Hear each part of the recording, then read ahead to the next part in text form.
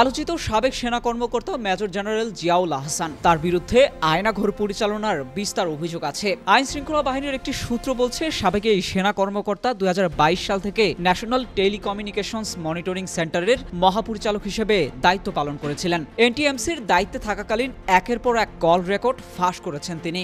রাজনৈতিক ব্যক্তি থেকে শুরু করে আওয়ামী লীগ সরকারের জন্য হুমকি এমন সব ব্যক্তির স্পর্শকাতর কল রেকর্ড তার নির্দেশে সামাজিক যোগাযোগ মাধ্যমের বিভিন্ন প্ল্যাটফর্মে ছড়িয়ে দেওয়া হতো। তিনি এমটিএমসির দায়িত্বে থাকাকালীন সরকারের এই সংস্থাটির আড়ি পাতার সক্ষমতা বাড়ানো হয়। এই সক্ষমতা কাজে লাগিয়ে তার নির্দেশে বিভিন্ন গুরুত্বপূর্ণ ব্যক্তির মোবাইল ফোনে আড়ি পাতা হতো।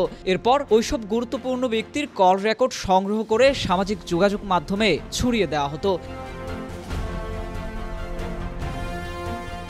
এসব কল রেকর্ডের উপর ভিত্তি করে রাজনৈতিক ব্যক্তিত্ব থেকে শুরু করে অনেক সুশীল সমাজের লোকজনকে গোয়েন্দা সংস্থার মাধ্যমে নানাভাবে চাপ সৃষ্টি করা হতো।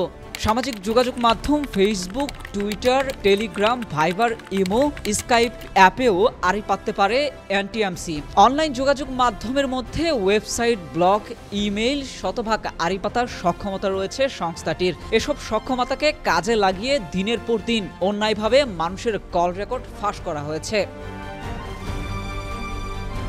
জানা যায়, বৈষম্য বিরোধী ছাত্র আন্দোলনের সময় যতবার ইন্টারনেট পরিষেবা বন্ধ করা হয়েছিল তা জিয়াউল আহসানের নির্দেশে বন্ধ করা হয়। ছাত্র জনতার আন্দোলন চলার সময় গত 17 জুলাই রাত থেকে মোবাইল ইন্টারনেট ও 18 জুলাই রাত 9টার দিকে ব্রডব্যান্ড ইন্টারনেট বন্ধ হয়ে যায় জিয়াউল আহসানের নির্দেশে। টানা 5 দিন সব ধরনের ইন্টারনেট বন্ধ ছিল। জিয়াউল আহসানের বিরুদ্ধে অসংখ্য ব্যক্তিকে গুম, খুন ও বিচার বহির্ভূত হত্যাকাণ্ডের অভিযোগ রয়েছে। আওয়ামী লীগ সরকারের আমলে দেশের গণমাধ্যমগুলোতে প্রায়ই বিভিন্ন ব্যক্তি গুম হয়েছেন বলে খবর ছাপা হতো। ভুক্তভোগীর পরিবার থানা থেকে শুরু করে ডিবি, র্যাব কার্যালয়ে ধারণা দিয়েও স্বজনদের খোঁজ পেত না। অভিযোগ রয়েছে, এসবের নেপথ্যে ছিলেন জিয়াউল আহসান।